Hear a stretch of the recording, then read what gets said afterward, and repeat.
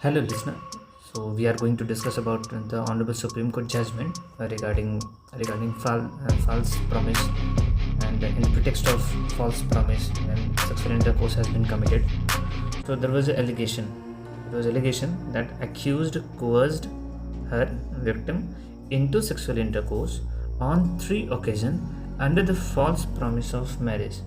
So it is well settled law कि यदि आपने शादी का वादा किया and then you have committed the sexual intercourse and then, और इसमें डिसेप्शन था, ऑलरेडी पहले से डिसेप्शन था, सो देन ये रेप के चार्जेस में इंक्लूड हो जाता है, ये रेप का केस बनता है। बट इस केस में क्या हुआ था कि विक्टिम ने एलेज किया है कि सेक्सुअल इंटरकोर्स हुआ है 3 ओकेजन पे and on the false promise of marriage, इसी के रिगार्डिंग में ये केस है। But the honourable supreme court has observed in this case that the breach of promise to marry does not automatically amount to rape. breach of promise to marry, circumstances change हो जाते हैं और यदि breach होता है उस promise of Mary का, तो ये ऑटोमेटिकली रेप की कैटेगरी में नहीं आएगा unless fraudulently intent existed eight the time of consent. So important क्या है कि जब आपने कंसेंट दिया रहे हो उस टाइम की मेंटल स्टेटस क्या है। So at that time if there was a fraudulent intent then definitely it amounts to the rape, otherwise not. So अब चूँकि इन्होंने इस केस के फैक्ट को ऑब्जर्व करने के बाद इन्होंने ये ऑब्जर्व किया कि there was no fraudulent intent at the time of the consent. So the court noted that the women had accompanied the accused to hotel room thrice, accompanied to accused hotel room thrice, 3 बार गई है साथ में, and there was a no evidence of deception at the time of consent. दोनों चीज़ें हैं, आप company साथ में जा रहे हो, कोई एविडेंस नहीं है डिसेप्शन का, which leads to inference that there was a breach of promise. So जो कि केस ही यही है तो इसका कुछ ना कुछ एविडेंस देना पड़ेगा, and there was no evidence regarding the deception. और हमको जो इंटेंशन चेक करना होता है वो चेक करना होता है the time of the consent.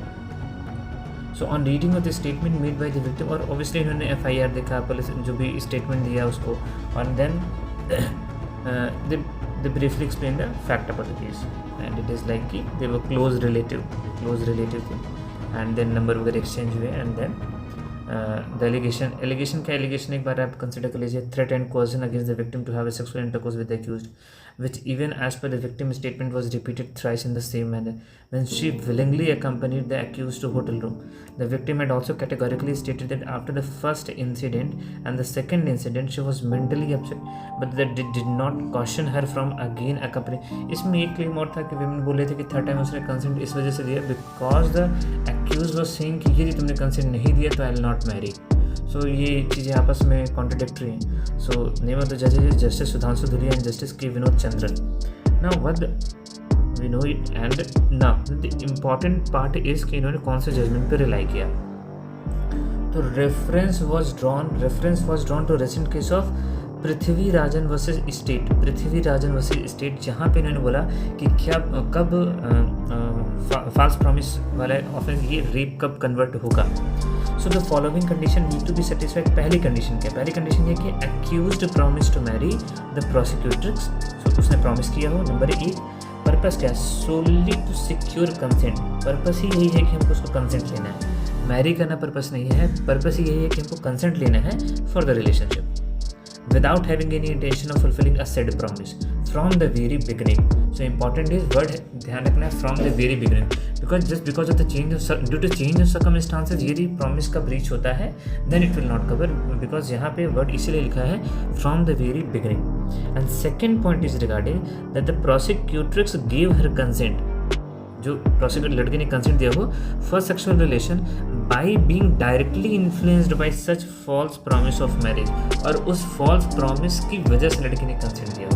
So Prithviraj university state के हिसाब से 2 रिक्वायरमेंट है, एक तो जो कंसेंट का पर्पस होना चाहिए वो पर्पस ही यही होना चाहिए कि हम सेक्सुअल रिलेशन इस्टेब्लिश कर सकें, लाइक एक्यूज कर सकें, and second the prosecutrix to have उसके पास ये प्रोसिक्यूट्रिक्स इन्फ्लुएंस्ड होना चाहिए उस फॉल्स प्रॉमिस ऑफ मैरिज से।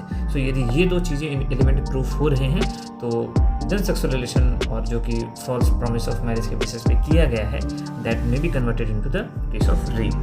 So this is the case, hope you like.